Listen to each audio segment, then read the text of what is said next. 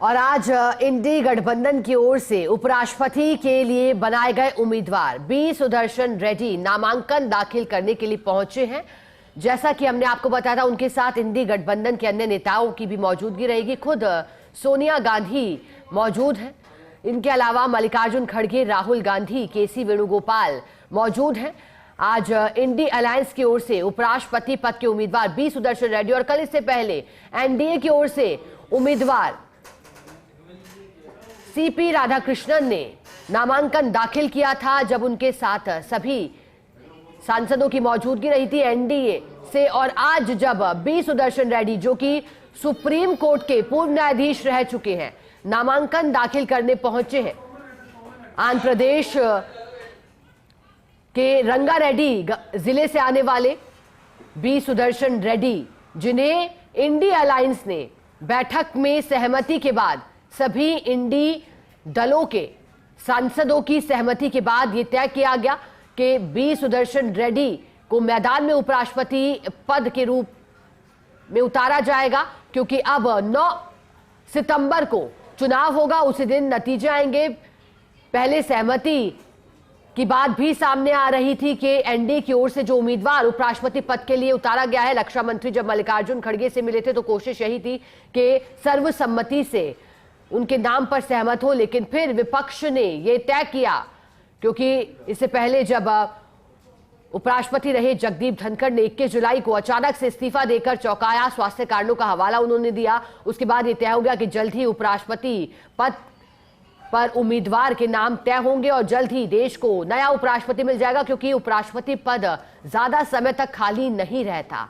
जैसे ही अधिसूचना जारी होती है, उसके बाद तुरंत ही प्रक्रिया शुरू होती है, चुनाव होता है। अगर सर्वसम्मति होती है तो फिर तय हो जाता है, और अगर नहीं होती तो फिर चुनाव होता है। चुनाव में लोकसभा और राज्यसभा के सांसद भाग लेते हैं।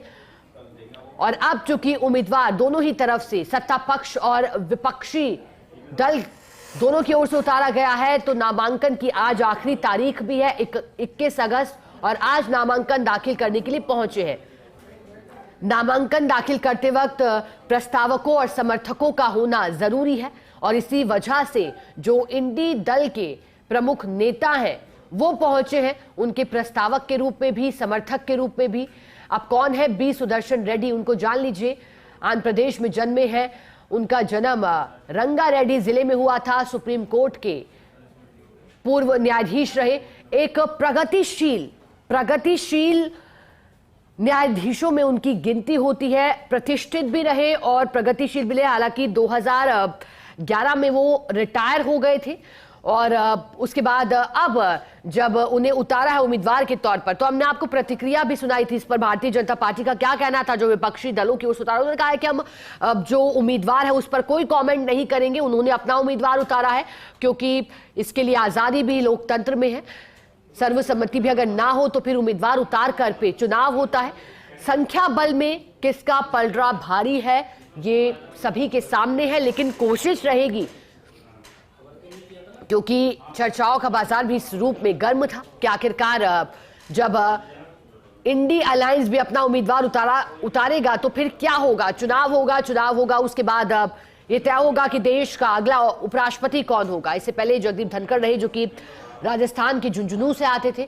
अब सीपी राधाकृष्णन एक तरफ एनडीए के उम्मीदवार हैं, जो कि तमिलनाडु से आते हैं। उन्हें तमिलनाडु का मोदी तक कहा जाता था उनके प्रशंसकों के बीच, और वो महाराष्ट्र के राज्यपाल पिछले ही वर्ष बने थे 2024 में, और इससे पहले वो झारखंड के राज्यपाल भी रहे। और उन्हें अब एनडीए ने सर्वसम्मति से जब जानकारी दी गई थी जेपी नड्डा की ओर से, तो उन्होंने कहा था कि प्रधानमंत्री मोदी की अध्यक्षता में ही तय किया गया, उन्हें उतारा गया। तो दूसरी तरफ इंडी अलायंस ने बैठक की मल्लिकार्जुन खड़गे के आवास पर, जिसमें सभी अन्य दलों के नेता जो कि इंडी गठबंधन का हिस्सा हैं वो मौजूद रहे, और ये नाम तय किया गया बी सुदर्शन रेड्डी का। सुप्रीम कोर्ट के पूर्व न्यायाधीश रहे। इनके सुप्रीम कोर्ट के न्यायाधीश रहते हुए कई बड़े फैसले लिए गए थे, अहम फैसले पर, जिन पर इनकी बेंच ने फैसला भी सुनाया था। तो ऐसे में एक प्रगतिशील न्यायाधीशों के रूप में बी सुदर्शन रेड्डी का जिक्र होता रहा। मूल रूप से आंध्र प्रदेश में उनका जन्म हुआ था, आते वहां से है, लेकिन उसके बाद उन्होंने कानूनी डिग्री भी हासिल की थी, और उसके बाद अपना सफर शुरू किया गया था।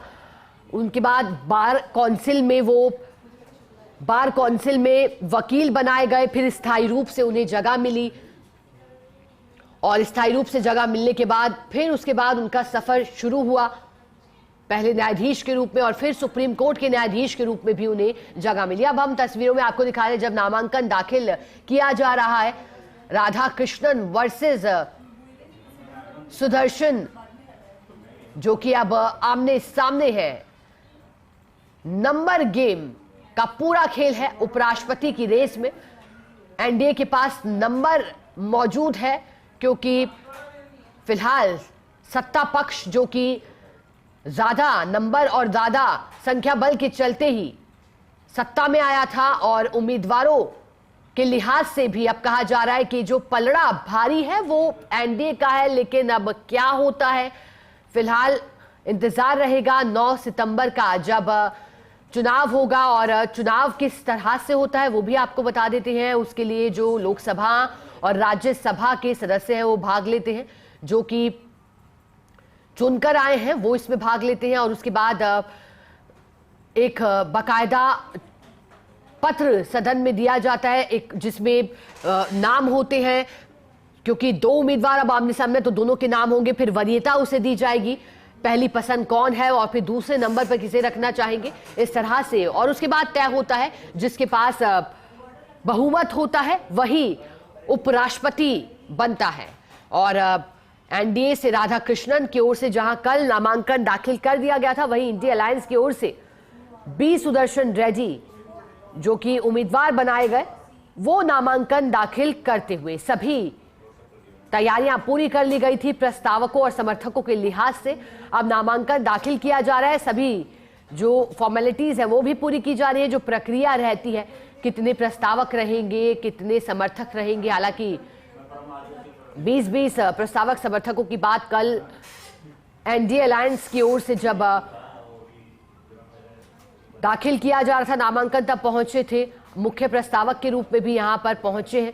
इसके साथ साथ अन्य प्रस्तावक भी, अन्य समर्थक भी हैं, क्योंकि जरूरी है जब उपराष्ट्रपति का चुनाव होता है और नामांकन दाखिल होता है तो फिर उसके साथ प्रस्तावक और समर्थक की एक निर्धारित संख्या होना जरूरी है। आप देख सकते हैं इंडिया अलायंस के जो प्रमुख दल हैं उसके जो मुख्य लीडर्स हैं वो भी इसका भाग बने हैं।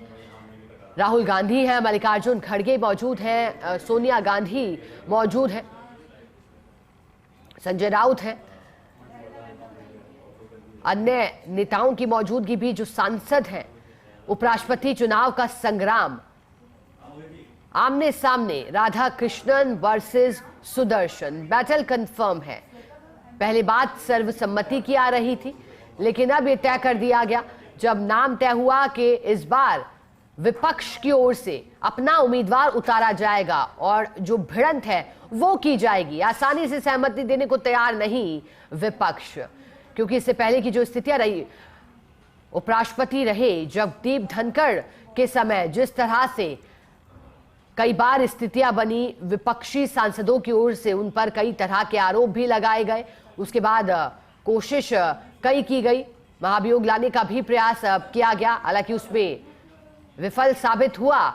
उसके बाद जब उनका इस्तीफा हुआ, चौंकाया उनके इस्तीफे ने, लेकिन जहां पहले सूचना आती रही विपक्षी नेताओं की उनसे नाराजगी की और आरोप जिस तरह के लगाए, लेकिन फिर जब उनका इस्तीफा हुआ तो सवाल खुद विपक्षी नेताओं ने भी खड़े किए और कहा कि समझ से परे। और विपक्षी नेता सिर्फ स्वास्थ्य के कारणों की वजह को नकारते रहे। उनकी ओर से कई तरह की बातें की गई, लेकिन पार्टी की ओर से भी साफ किया गया कि आखिरकार जब कार्यकाल पूरा होने से पहले ही जगदीप धनखड़ ने इस्तीफा दे दिया तो स्वास्थ्य, क्योंकि उनका पिछले दिनों देखा गया कि खराब रहा है, डॉक्टर ने आराम करने की सलाह भी दी थी। पार्टी उनके इस्तीफे से सहमत हुई, राष्ट्रपति ने मंजूर किया और उसके बाद उनका इस्तीफा स्वीकार हो गया। उसके बाद ये चर्चाएं हुई कि अब उपराष्ट्रपति चुनाव होगा, उपराष्ट्रपति चुनाव के लिए अधिसूचना कब आएगी। फिर अधिसूचना जारी कर दी गई और जैसे ही अधिसूचना जारी होती है उसके बाद कहा जाता है कि इंतजार नहीं होता है। जब अधिसूचना जारी कर दी जाती है तो फिर जल्द से जल्द चुनाव होते हैं और जैसे अधिसूचना जारी हुई,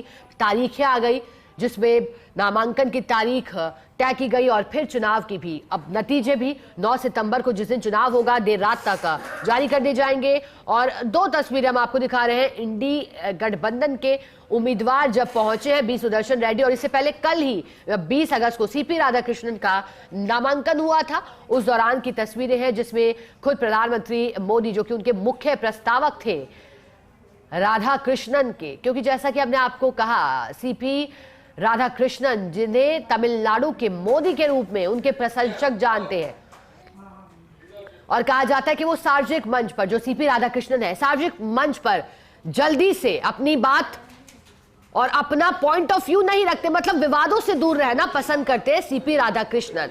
अपना जो अपने विचार हैं वो भी रखते हैं, लेकिन बड़े आहिस्ता से, उसे लेकर कभी कोई विवाद की स्थिति नहीं पनपती है। सौम्य उनका व्यवहार कहा जाता है। तो वहीं जब बी सुदर्शन रेड्डी की बात हो रही है, जब वो नामांकन दाखिल करने पहुंचे, तो एक प्रगतिशील न्यायाधीशों के रूप में उन्हें जाना जाता है। उनकी जो सोच है वो प्रगतिशील है, जो मौजूदा स्थितियां हैं उसके अनुकूल है, समझते हैं। प्रगतिशील सोच और प्रतिष्ठित न्यायाधीशों में उनकी गिनती रही है। जो फैसले उनके द्वारा और उनकी बेंच के द्वारा लिए गए, वो कहा गया कि काफी, उनका जो स्टेटमेंट था, जो उनके स्टेटमेंट बाकायदा जब दिए जाते थे किसी भी जजमेंट के दौरान, वो काफी प्रगतिशील रहे हैं। सुप्रीम कोर्ट के पूर्व न्यायाधीश रहे, हालांकि फिर वो सेवानिवृत्त हो गए थे 2011 में, और उसके बाद अब इंडी की ओर से उन्हें अपना उम्मीदवार बनाया गया है। और दूसरी तरफ सीपी राधाकृष्णन, सुदर्शन रेड्डी फिलहाल नामांकन दाखिल करने के लिए पहुंचे हैं। सभी प्रक्रियाएं अब पूरी की जा रही हैं। उपराष्ट्रपति पद का चुनाव घमासान,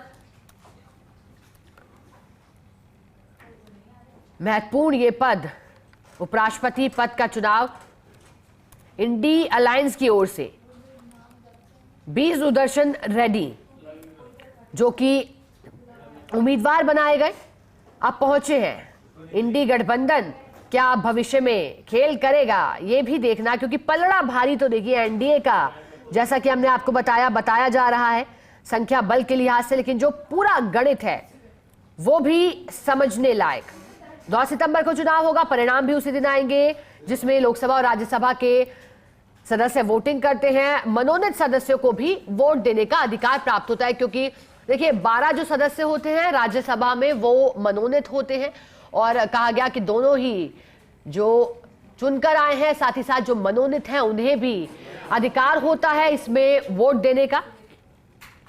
दोनों ही अब वोट देकर के तय करेंगे। वर्तमान स्थिति में एनडीए का पलड़ा भारी दिखाई दे रहा है, क्योंकि दोनों अगर सदनों की संयुक्त क्षमता को देखें तो अभी भी, हालांकि देखिए कुछ सीटें रिक्त हैं, 786 जो है संयुक्त क्षमता, लेकिन कुछ सीटें रिक्त हैं। एनडीए के पास लोकसभा में 542 में से 293 सदस्य हैं, राज्यसभा में 129 सांसद हैं, मनोनीत सदस्यों का भी समर्थन प्राप्त है। ऐसे में एनडीए गठबंधन के पास कुल अनुमानित वोटों की संख्या 422 के करीब है, और ये बहुमत से ज्यादा है। बता दें कि संविधान के अनुच्छेद 68(2) के तहत अगर उपराष्ट्रपति पद किन्हीं कारणों से रिक्त हो जाता है, चाहे त्यागपत्र हो या फिर पद से हटाए जाने की बात हो, मृत्यु हो, जिस वजह से अन्य कारण भी होते हैं, अगर पद उपराष्ट्रपति का रिक्त हो जाता है तो इसे जल्द से जल्द भरा जाएगा। जैसा कि हमने आपको कहा था, जल्द से जल्द भरने की तैयारी होती है, और अब इंडी गठबंधन के नेता ने भी नामांकन दाखिल किया।